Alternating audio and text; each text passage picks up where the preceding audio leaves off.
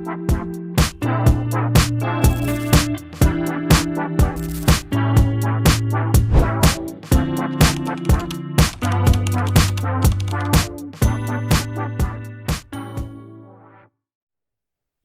मैं हूं डॉक्टर प्रशांत चौहान, आपका यूट्यूब वाला CWM। आज हम देखने वाले हैं कि कौन सा एक ऑब्जेक्टिव और सही तरीका है मार्केट में एनालिसिस करने का।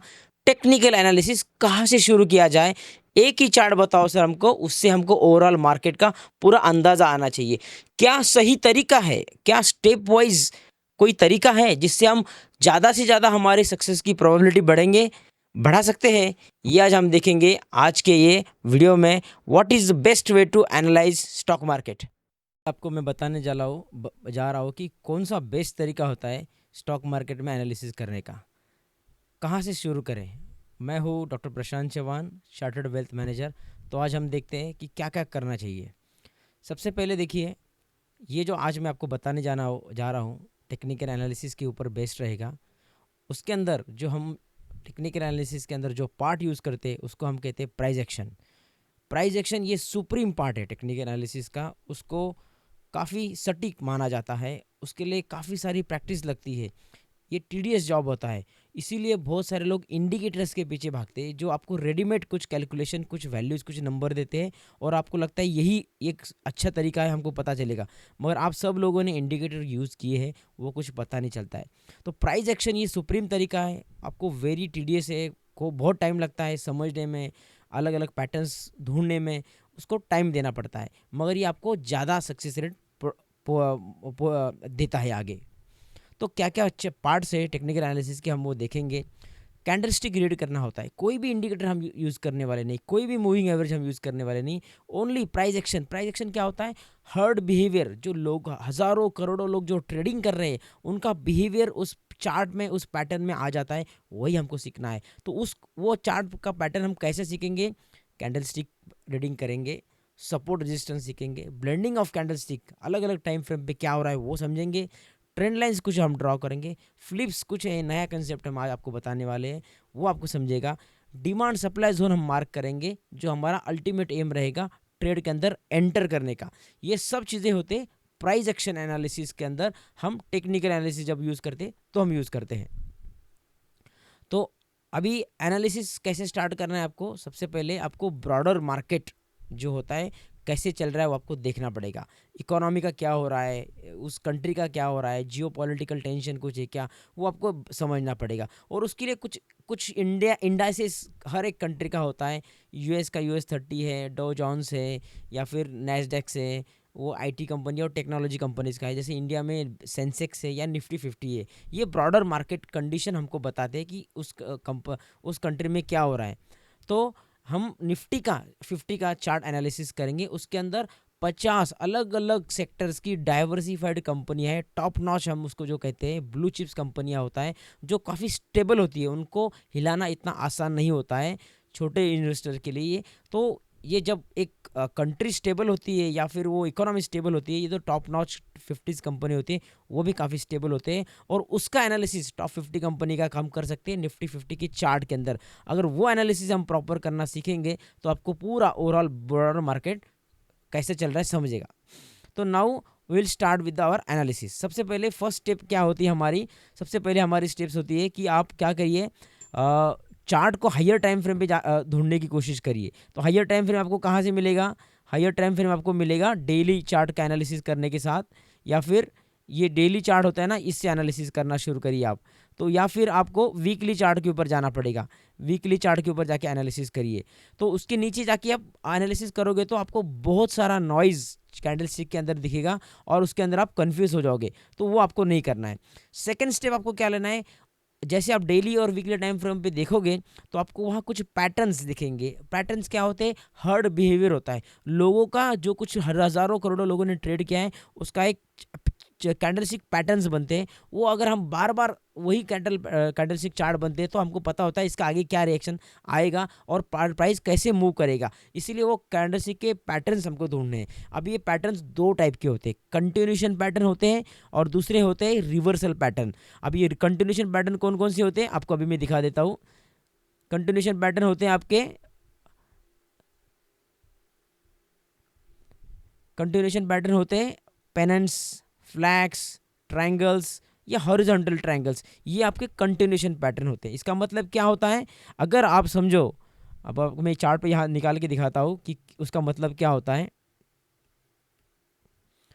सपोज ये ऐसा प्राइस ऊपर जा रही, कभी भी प्राइस स्ट्रेट लाइन में जाती नहीं है और एक फ्लैग बनाती है ऐसा, ये वाला, तो ये हो गया फ्लैग। तो इसका ये प्रीवियस अप ट्रेंड था, तो आगे अप ट्रेंड कंटिन्यू होगा। जैसे यहाँ ब्रेकआउट आएगा हम एंटर करेंगे। ट्रायंगल से अभी वही होता है, अप ट्रेंड चल रहा है, ऐसे होता है हर वक्त, स्ट्रेट लाइन में कोई मूव नहीं होता है। तो ट्रायंगल बनेगा तो आपको समझेगा कि भाई ये प्राइस एक्शन यहाँ मूव हो रही है, तो उसके साथ ये ब्रेकआउट ऊपर आता है तो हम अप ट्रेंड कंटिन्यू करेंगे और हमारा टारगेट ये जो फ्लैग का पोल होता है या फिर ट्रायंगल का पोल होता है उसका उतना ही आगे आपको मोस्ट प्रोबेबली टारगेट मिलेगा।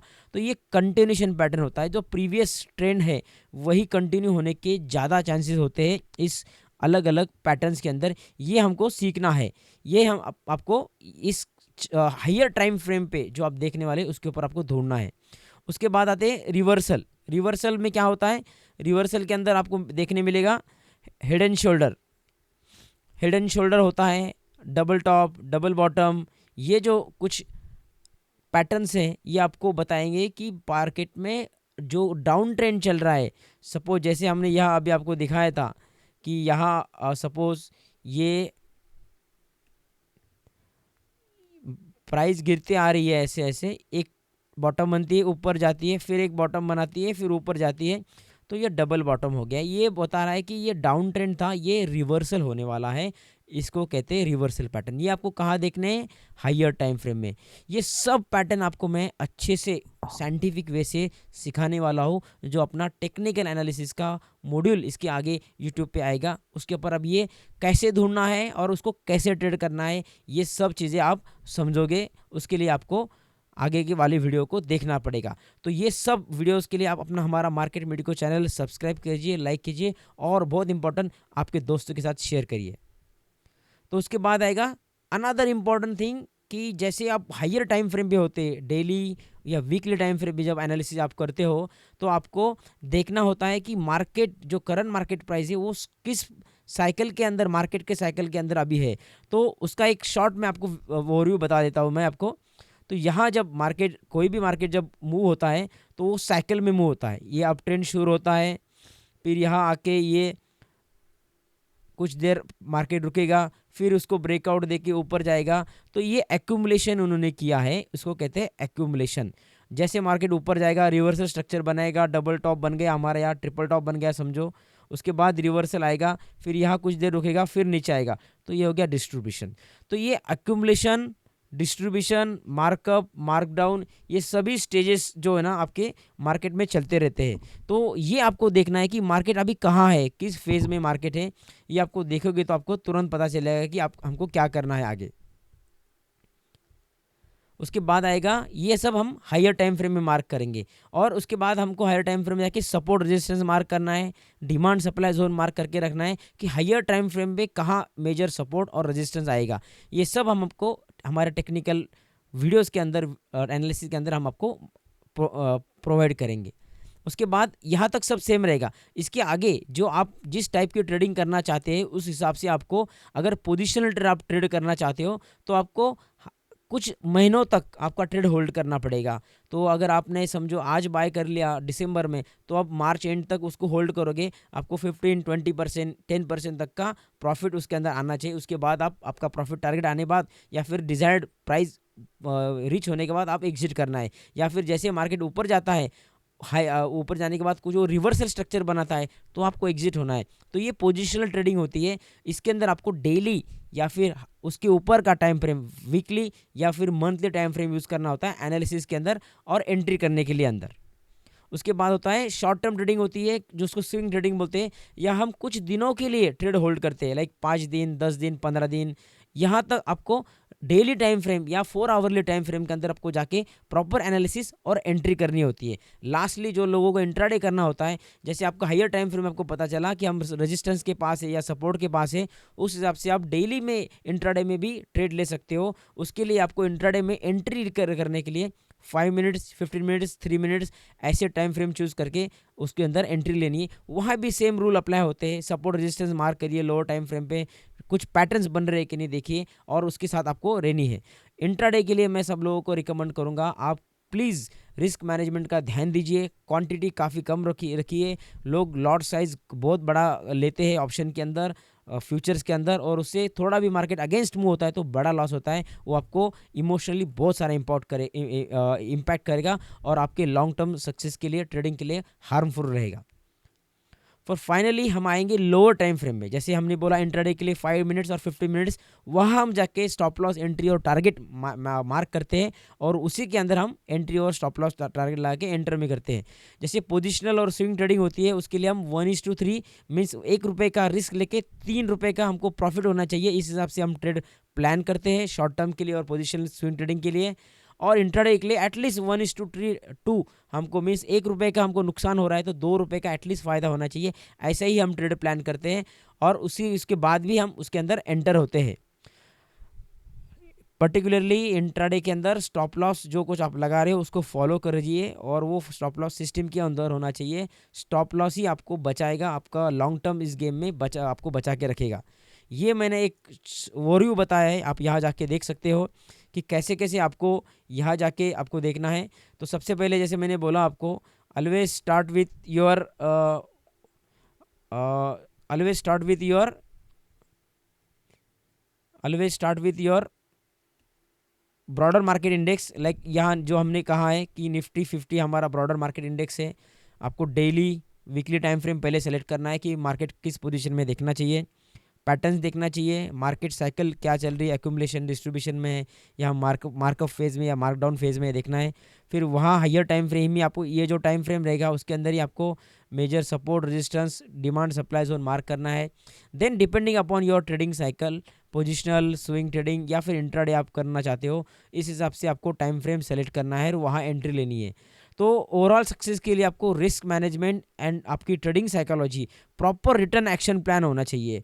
तो ये स्टॉप लॉस एंट्री टारगेट क्या होता है आपको पता होना चाहिए कि जैसे आप स्टॉप लॉस एंट्री टारगेट लगाते हो, जब ट्रेड में घुसते हो वही आपको फॉलो करना है। जैसे मार्केट गिरना शुरू हो जाता है तो आपका स्टॉप लॉस आप भूल जाते हो, वो चेंज करना शुरू करते हैं, तो वैसे आपको नहीं करना चाहिए।